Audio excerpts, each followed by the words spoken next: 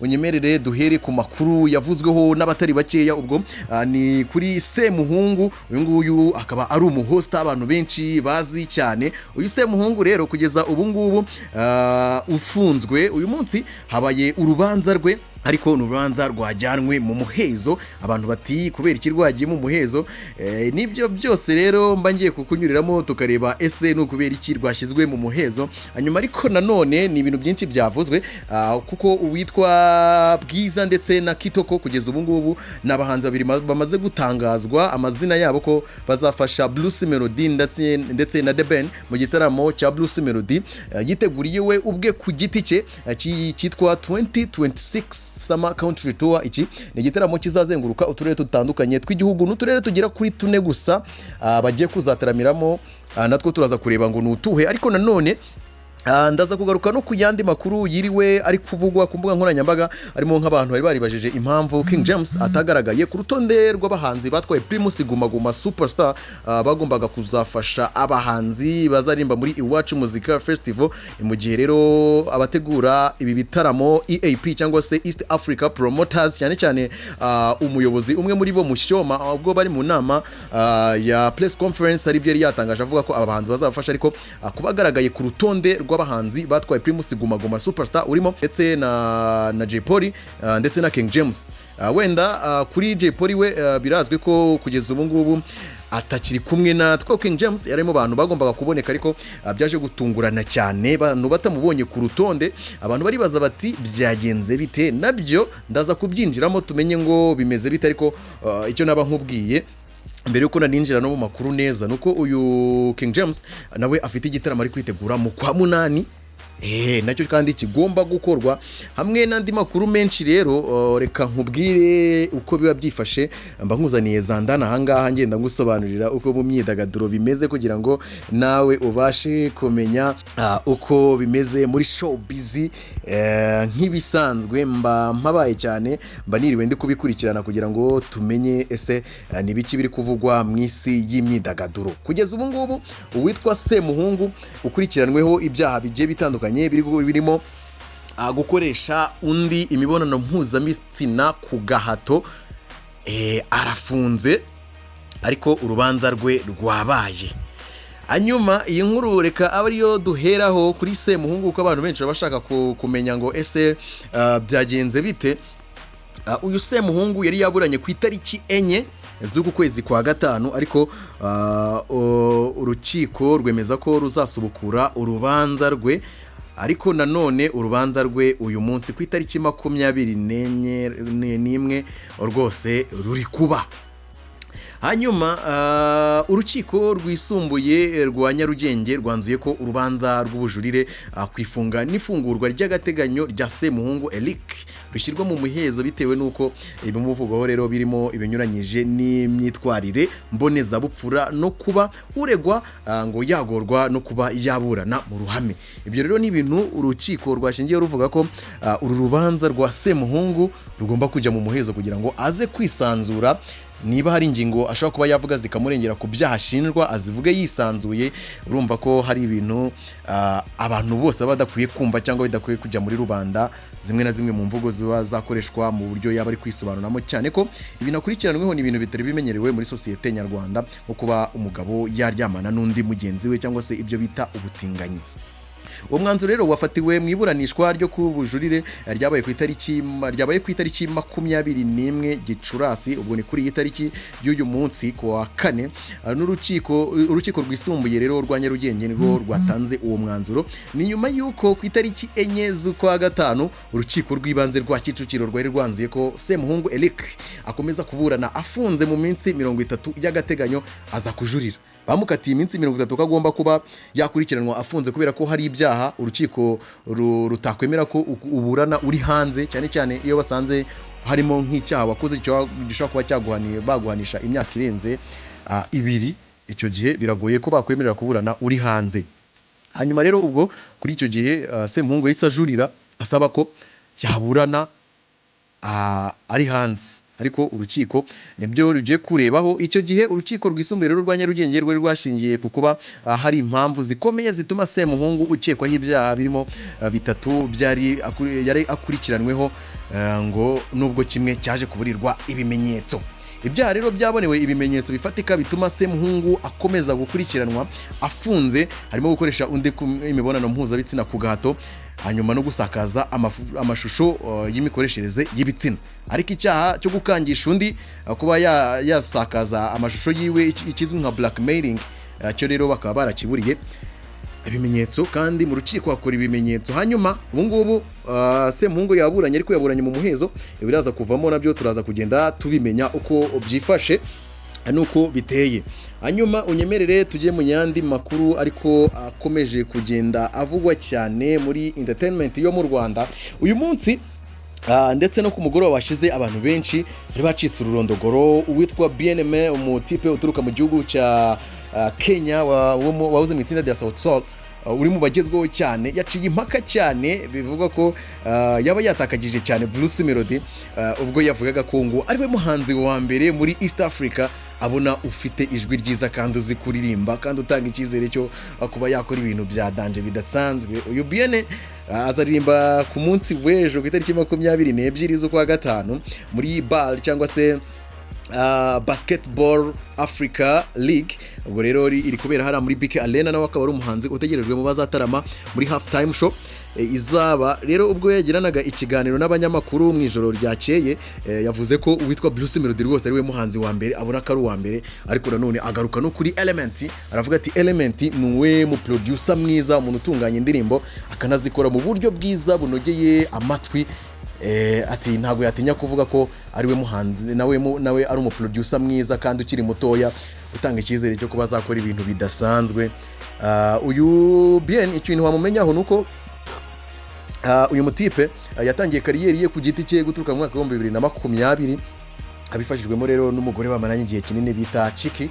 Uyu nguyu rero niwe wamufashije cyane kugeza ubu ngubu. Uyu mutipe ameze neza cyane kubera ko ari mu bantu bari muri East Africa bari gukora cyane. Ubu ngubu afite indirimbo yakoranye na Alikiba yitwa Final, imaze kurebwa na miliyoni zirenga 20 kuri YouTube. Ni ibintu bigaragaza ubuhanga bwe n'umuvuduko ariho muri East Africa. Ariko nanone muri abo bahanzi yatakagije uwitwa Bruce Melody bakoranye indirimbo yitwa Iyo Foto. Abantu benshi barayizi, ni indirimbo yakunzwe cyane n'abanyafrika bose kubera ko abantu bakurikirana abantu baba TikTok abo mu bindi bihugu, bakurikira bano ba TikTok abo muri Kenya, banasiye ku na Klaus aba TikTok bagezweho hariya ba challenge iyo ndirimbo cyane ku rwego rukomeye. Ariko na Element bafitanye indirimbo yitwa Aya ya kugeza ubu ngubu imaze kurebwa na miliyoni 3 gusa kandi nta video bari bashyira hanze. Akini indirimbo banayihuriyemo n'uwitwa Joshua Baraka from Uganda. Kugeza ubu ngubu BN ari mu Rwanda, ku munsi w'ejo aratangira gutaramira abanyarwanda baraza kwitabira uyu mukino wa bale hariya muri BK Arena. Rero nuko byifashe, ariko nanone ibintu biracyari kuvugwa cyane bikomeje guteza ubusesenguzi bwinshi, abantu bamwe babigarukaho n'abandi bavuga bati byagenze bite. Witwa Negji the General nawe rero yemeje ko yashize akadomo ku makimbirane yaramazemo imyaka igera kuri 18 ari kumwe na Riderman. Bagiye bahangana cyane dore ko banahuye no mu itsinda rya UTP Soldiers. Rero Negji General yabigarutseho abinyujije kuri chaîne ya YouTube. Ni umutipe cyane ukunda kuza kuri YouTube akaba yavuga ukuntu yiyumva n'ukuntu amerewe cyane ko nubwo yafungurwaga avuye muri gereza, avuye iyo ngiyo iwawa, yahise akora ikiganiro kabisa cy'isaha yose hafi aho ngaho avuga ukuntu ibintu bitari byoroshye. Umuyaperi rero yavuze ko mu gihe yizihiza imyaka 20 ishize UTB Soldiers ishinzwe, yahisemo gushingura amatiko hagati ye na Riderman, aho yagize ati mu gihe UTB Soldier yizihiza imyaka 20, amatiko yanjye na Riderman arizihiza imyaka 18 atangiye, ariko twahisemo kuyashingura burundu. Twasezeranye ko ntawe uzongera kuvuga undi.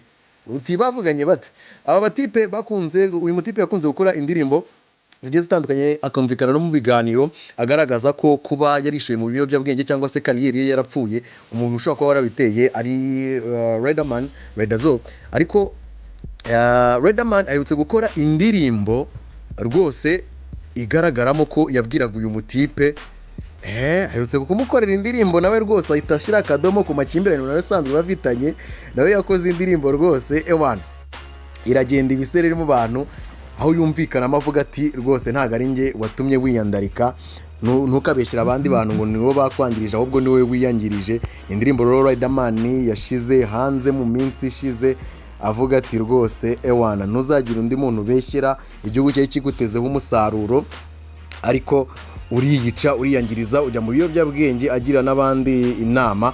Rero Ageze General akaba ari umuntu wazanye isubirajwi cyane bya hatari, hari n'indirimbo yagiye akoranya na Riderman zigiye zitandukanye. Unyemerera ariko nyarukire no mu yandi makuru agiye atandukanye ducunguza uburyo umwete tunasoza.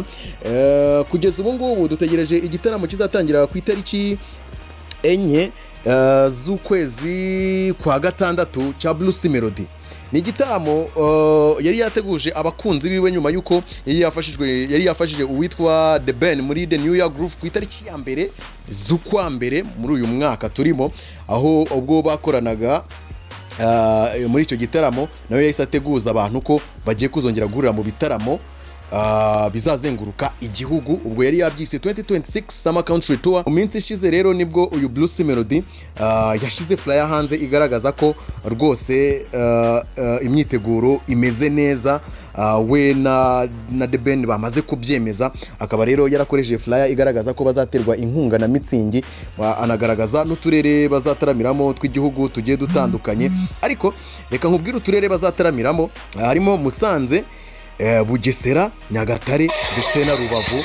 Utwo turere rero akaba ari two bazataramiramo twonyine, ubwo n'uturere 4 tw'igihugu. Itariki 16 nibwo bizatangira, aho bazatangira mu karere ka Musanze bisoze ku itariki 4 z'ukwa karindwi nibwo bazabisoza. Muri bitaramo rero bamaze gutangaza abahanzi babiri bazabafasha, harimo Kitoko Bibarwa werutse gutaha mu Rwanda, ubu ngubu ufite n'akaririmbo kagezweho kitwa Eva, akabamo na Bwiza nawe washize hanze indirimbo uyu munsi yitwa Gake Gake, nawe umeze neza cyane muri showbiz yo mu Rwanda, akaba ari umukobwa ukomeje kwigaragaza. Ubwo tumaze kubona stage y'abantu bane, harimo Bruce Melody, The Ben ndetse na Bwiza na Kitoko. Reka dutegereze niba hari abandi bazatangaza. Iwacu Muzika Festival bari kuyitegura cyane, ariko uwitwa King James ntabwo yagaragaye mu bantu bazatarama. Ibyavuzwemo rero byavuzwe ko mu miganire cyangwa se mu masezerano yagombaga kugirana na EAP cyangwa se East Africa Promoters bategura ibi bitaramo, bavuze ko bagiranye ikibazo na King James, kuko King James yashakaga kuba yafashwa gucuranga na Symphony Band,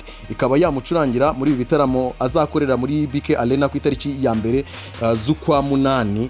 Yari yasabye ko rero aba batipe bazamufasha gucuranga muri ibyo bitaramo, ariko Symphony yari yamaze kwemezwa ko ariyo izazengurukana n'Iwacu Muzika Festival mu turere bazataramiramo guturuka ku itariki 20 z'ukwa gatandatu kugeza ku itariki ya 2 z'ukwa 8. Bitabihurirana n'umunsi n'ubundi King James azakorera igitaramo muri BK Arena. Ubwo rero urumva ko bahise bagirana akabazo gakomeye.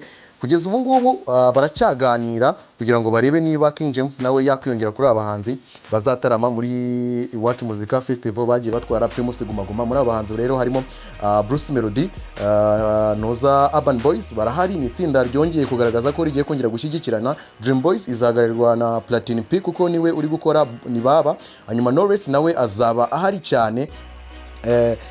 Nabo ngabo bazaba bataramira abakunzi b'Iwacu Muzika Festival. Buri karere bazajya bajyanamo umuhanzi umwe, ngira ngo ayo makuru yo mumaze kuyamenya ko buri karere bazajya bajyana umuhanzi umwe.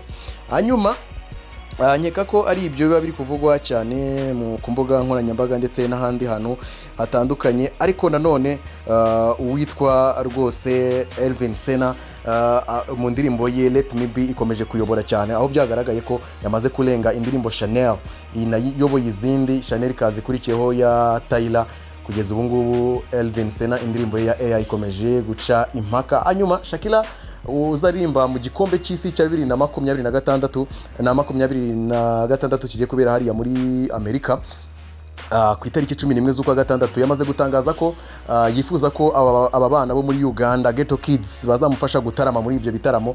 Rero ni nyuma yuko yaramaze gusora amashusho y'indirimbo ye yise Daida yakoranye na Burna Boy, akaba rero indirimbo yageze hanze agahita avuga ati aba Peti rwose bagomba kuzaza kumfasha, nyuma yuko bakoze challenge iyo ndirimbo ikagaragara mu buryo bwiza mu maso ya Shakira. Ariko kandi nanone uyu Shakira kamwibutse ko muri 2010 ariwe waririmbye indirimbo Waka Waka yakorijwe mu gikombe cy'isi cyabereye muri South Africa hariya rwose muri Cape Town kugeza ubu ngubu imaze kurebwa n'abantu benshi cyane. Reka ngushimire cyane, hanyuma kora subscribe kugira ngo ibiganiro byanjye bijye bikugeraho. Nitwa Tiger the Great.